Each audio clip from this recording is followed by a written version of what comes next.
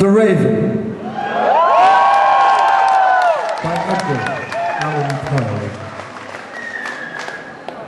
Once, upon a midnight dream, while I pondered, weak and weary, over many a quaint and curious volume of forgotten lore, while I nodded, nearly napping, suddenly there came a tapping, as if someone gently rapping, tapping at my chamber door. "'Tis some visitor," I muttered, tapping at my chamber door, merely this, and nothing more. Ah, distinctly I remember it was in a bleak December, when each separate dying ember wrought its ghost upon the floor. Eagerly I wished the morrow, vainly I had sought to borrow from my books surcease of sorrow, sorrow for the lost Lenore, for the rare and radiant maiden whom the angels name Lenore, nameless here forevermore.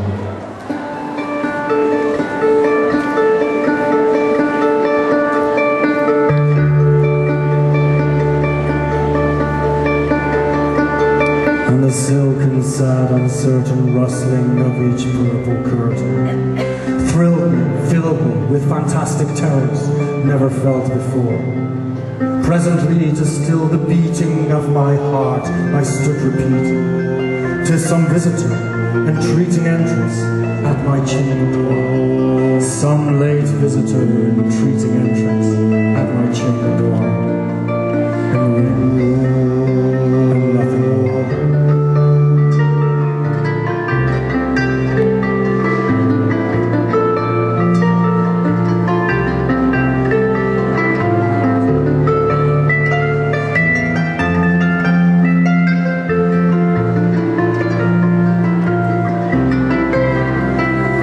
Into the darkness peering long, I stood there wandering fear, doubting, dreaming dreams no mortal ever dared to dream before.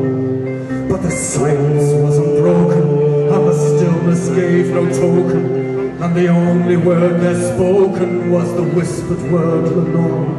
This I whispered, and an echo murmured back the word Lenore. Merely this, and nothing more.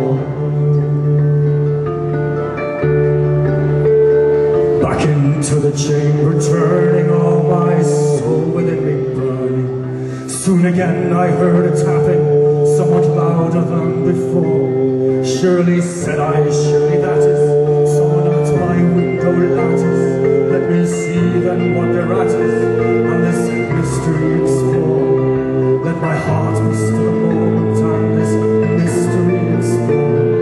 'Tis the wind, and nothing more."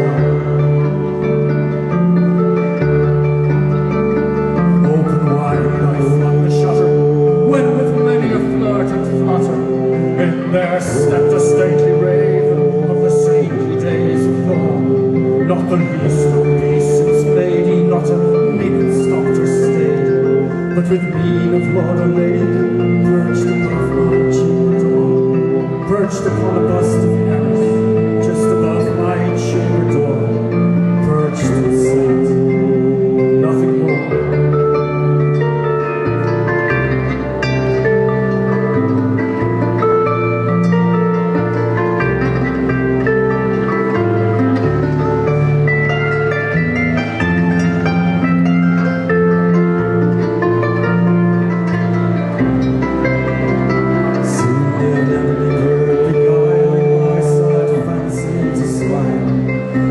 Grave and stern decorum of the countenance and war, though thy crest be shorn and shaven, thou, I said, art sure no craven, ghastly, grim and ancient raven, wandering on the nightly shore.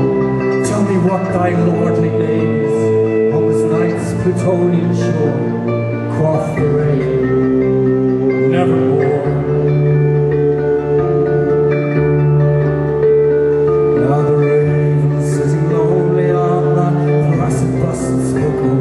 That one word as if his soul, in that one word he did outpour. Nothing further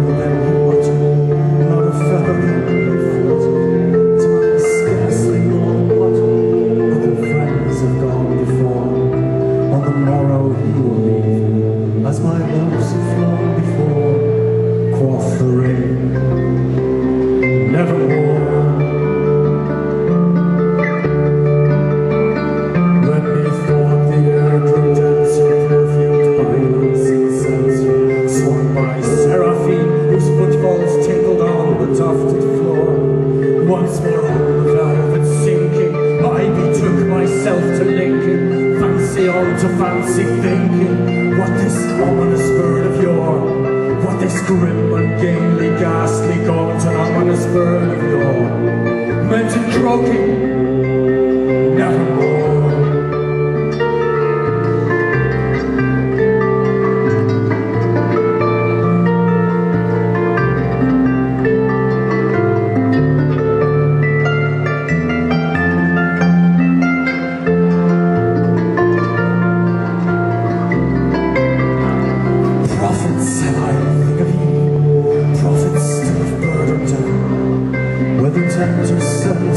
Tempest tossed me here ashore, desolated on, daunted on this desert island, chanted on this home by horror haunted. Tell truly I implore, is there Bob and Gilead? Tell me I implore. Quoth the raven, nevermore. Prophets said I think of evil, prophets still if bird or devil, by that heaven stretched above us, by that God we both adore. Tell this soul that's sorrow laden, if within the distant Aden it shall clasp a sainted maiden, whom the angels name Lenore. Clasp a rare and radiant maiden, whom the angels name Lenore. Quoth the raven, nevermore. Be that word our sign and party, bird or fiend, I shrieked upstarting, get thee back into the tempest and the night's Plutonian shore. Leave no black plume as a token of that lie thy soul hath spoken. Leave my loneliness unbroken, quit the bust above my door. Take thy beak from out my heart, and take thy form from off my door. Quoth the raven, nevermore.